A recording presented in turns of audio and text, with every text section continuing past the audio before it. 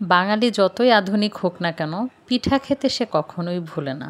বাঙালিরা পিঠা খেতে ভীষণ ভালোবাসে। যারা যারা পাটিসাপটা পিঠা পছন্দ করেন ভিডিওটি একটি লাইক দিয়ে দেখবেন। পাটিসাপটা পিঠা তৈরির জন্য আমি চিনি, খেজুরের গুড়, একটা এলাচি, তারপর হচ্ছে তার সাথে আমি সামান্য পরিমাণে একটু লবণ এবং অবশ্যই যেটা মূল উপাদান সেটা হচ্ছে নারকেল। নারকেল ছাড়া আমি পাটিসাপটার খিরসা তৈরি করতে পারবো না। এই সমস্ত উপাদান আমি সুন্দর করে রেডি করে নিলাম। আর সবচেয়ে মূল বিষয় যেটা, যে কোনো পিঠা তৈরির ক্ষেত্রে মূল উপাদান হচ্ছে আতপ চালের গুঁড়ো। তো আতপ চালটাও আমি গুঁড়ো করে নিয়ে এসেছি এবং সব কিছু রেডি করেছি। আর খিরসা তৈরি করতে আমার লাগবে ঘি, কারণ খিরসা তৈরিতে আমি কোনো অবস্থাতেই কোনো তেল ব্যবহার করব না। তো আমি এখন একটা ফ্রাই প্যান চুলায় দিয়ে দিলাম, সেখানে আমি 2 টেবিল চামচ ঘি দিয়ে দিব। ঘিয়ের সাথে একটা এলাচ দিয়ে আমি সুন্দর করে ভেজে নিব।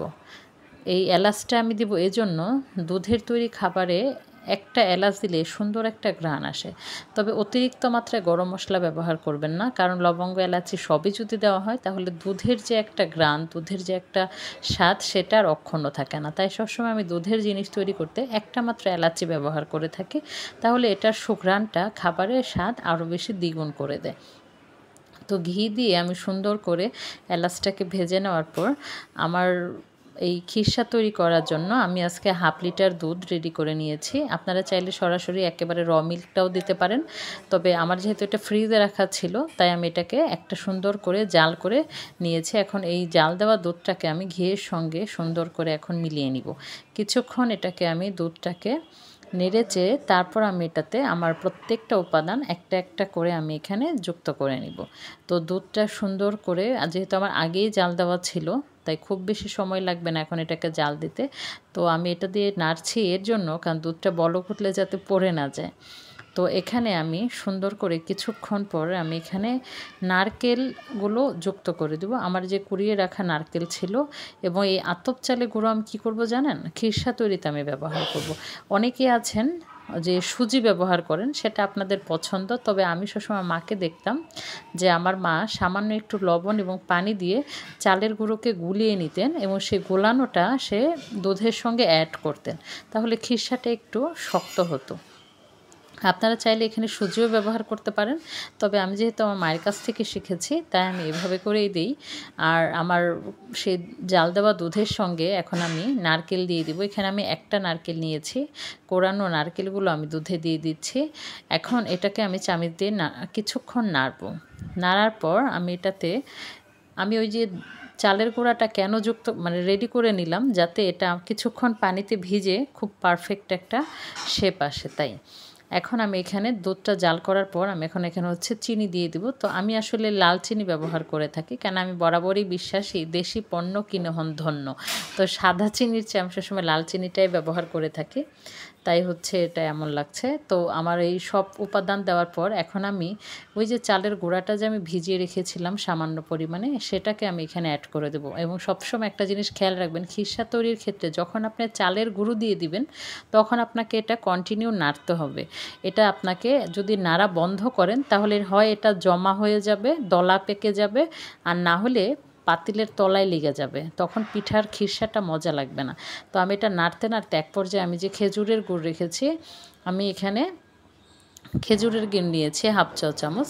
আসলে আমার শীতকালে আমি প্রতি বছরই বেশ কিছু খেজুরের গুড়, পাটালি গুড়, এগুলো আমি ফ্রিজে সংরক্ষণ করে রেখে দেই যাতে সারা বছর খাওয়া যায়। তো যেহেতু এখন আসলে অলরেডি প্রায় 8 মাস আগের গুড় আমার রাখা, তাই এখন খুব বেশি পরিমাণে দিতে পারলাম না, তাই খিরসার রঙটাও হালকা এসেছে। কারণ গুড় যা আছে বাকি গুড় দিয়ে আমাকে আরও 3 মাস চলতে হবে, কারণ ডিসেম্বরের আগে তো আমি গুড় পাচ্ছি না।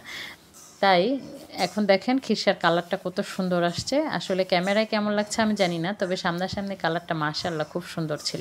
আমি অনবরত এটা নাড়তে থাকছি, কোনো অবস্থাতেই আমার খিরসাটা দলা পাকাচ্ছে না এবং পাতলের তলায়ও আমার লেগে ধরছে না, যাতে কোনো পুরা গন্ধ পুরা ভাব কিছুই না আসে।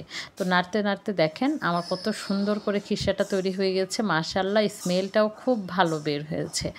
কারণ এখানে যা কিছু দিয়েছি প্রত্যেকটা উপাদানেই খুব সুন্দর একটা গ্রান। তো আমার ছেলে ঘর থেকে রান্নাঘরে এসে বলছিল, মাম্মি এত মিষ্টি কিসের গ্রান? তো ওকে তখন দেখালাম যে আমি এটা পাটিসাপটা তৈরি করব, তাই খিরসা। তো এখন আমার খিরসা রেডি হয়ে গেছে, সেটা আমি একটা পাত্রে বেড়ে নিলাম। এটা হচ্ছে আসলে মাটির তৈরি একটা বাটি। এটাতে বেড়ে নিয়ে আমার হচ্ছে ঘরে আরও কিছু পাটালি গুঁড়ো রাখা ছিল। তো এরকম বড় সাইজের পাটালি গুঁড়ো ছিল আমার 5টা। একটা আজকের পিঠাতে আমি ব্যবহার করব, আর 4টা রেখে দিব। ওই যে আগেই বলেছি বছরে আরও 3 মাস আমাকে এটা চালাতে হবে। তো পাটালি গুঁড়োগুলোকে আমি ছুরি দিয়ে একটু সুন্দর করে কেটে নিয়েছি এই জন্য যাতে এটা আমার চালের গুঁড়ার সাথে খুব সহজে মিশে যায়। তো এখন এই পাটালি গুড়গুলোর সাথে মানে আমি সামান্য একটু গরম পানি অ্যাড করে দিলাম, যাতে গুড়টা খুব ভালো করে গলে আসে। আর চালের মধ্যে সামান্য একটু লবণ, যে চালের গুঁড়া, চালের গুঁড়োতে আমি সামান্য একটু লবণ এবং অল্প মাত্রায় সয়াবিন তেল দিয়ে আমি সুন্দর করে সব কিছু মিলিয়ে নিচ্ছি। মিলিয়ে নেওয়ার এক পর্যায়ে আমি ওই যে গুড়টাকে যে ভিজিয়ে রেখেছিলাম, এই পাটালি গুড়টাকে এখন আমি, ওটাও খেজুরের তৈরি তবে ওটা পাটালি আকৃতির থাকে, সুন্দর করে এখন আমি এই চালের গুঁড়ার সাথে এটা খুব হাতের সাহায্যে খুব ভালো করে ময়ান করব। আপনারা চাইলে চামচ দিয়েও করতে পারেন, তবে আমার দাদি একটা কথা বলতেন, যে কোনো পিঠার ময়ান করা যদি খুব ভালো হয় তাহলে সেই পিঠার টেস্ট খুব ভালো আসে, খেতে ভীষণ রকমের ভালো লাগে। তো আমি হাত দিয়ে খুব চমৎকার করে ময়ান করে নিচ্ছি এবং অল্প অল্প পরিমাণে পানি, আমি একবারে কোনোভাবেই পানি বেশি দিব না, তাহলে এটা ময়ানটা ভালো হবে না। তাই অল্প অল্প পরিমাণে, এবং পানিটা একদম নর্মাল পানি, ঠান্ডাও নয় গরমও নয়, স্বাভাবিক তাপমাত্রার পানিটাই আমি ব্যবহার করে থাকি। দেখতেই পাচ্ছেন এটা কত স্মুথ হয়ে যাচ্ছে। এখানে আমি আরও কিছু পানি অ্যাড করব। মোটামুটিভাবে আমার হাতের ময়ানের কাজ হয়ে গেছে, তাই আমি এখন হাতটা ধুয়ে তুলে ফেলবো। এবার আমি যে চামচ দিয়ে পিঠা তৈরি করব সেই চামচটা দিয়ে এখন আমি নাড়ছি এবং দেখলাম যে ঘনত্বটা কতটুকু, তাই আমি আরও অল্প একটু পানি দিয়ে নিলাম। কারণ আমার যদি এই বেটারটা পাতলা না হয় তাহলে পাটিসাপটা পিঠাটা সুন্দর হবে না। পাটিসাপটার পিঠার খোলসটা যদি অনেক মোটা হয়ে যায় তখন খেতে ভালো লাগবে না। আর খিরসাটা দেখেন আমি 30 মিনিটের জন্য এটা বেড়ে রেখে দিয়েছি, কত সুন্দর একটা শেপ চলে আসছে। তো এখন আমি একটা চুলায় পাত্র দিয়ে দিলাম এবং এখানে খুব সামান্য পরিমাণে একটি সয়াবিন তেল দিলাম, খুবই সামান্য পরিমাণে। এরপর আমি আর কোনো অবস্থাতে একবারও তেল দিব না। এই একবার দিয়ে শুধু পাতিলটা যে আমি ঠিক করছি এটা দিয়েই পুরো সব পিঠা আমি তৈরি করে নেব। এখানে আমি আর তেল ব্যবহার করব না। এখন আমি এই চামচ দিয়ে সুন্দর করে দিয়ে দিলাম এবং এই ফ্রাই প্যানটা আমি একটু ঘুরিয়ে দিব যাতে এটার একটা গোলাকৃতি শেপ আসে। যদিও আমি অত বেশি এক্সপার্ট নই, আমার আপুরা অনেক বেশি এক্সপার্ট আমার চেয়ে, আপুরা আরও অনেক ভালো পারদর্শী সবাই আমার থেকে, আমি জানি। তো কিছুক্ষণ আমি এটা ঢাকনা দিয়ে ঢেকে দিয়েছি। এখন যখন দেখছি যে মোটামুটিভাবে একটা শেপ চলে এসেছে, তখন আমি একটা টেবিল চামচ দিয়ে ওই যে আমার তৈরি করা খিরসাটা আমি সুন্দর করে এটার উপরে দিয়ে দিব, যে অনেকটা রুটি আকৃতির মতো ছিল। এখন আমি এটাকে খুব সুন্দর করে পাটির মতো মুড়িয়ে নিব। এই খিরসাটাকে পাটির মতন মুড়িয়ে নেওয়া হয় বলেই এই পিঠাটার নাম হচ্ছে পাটিসাপটা পিঠা।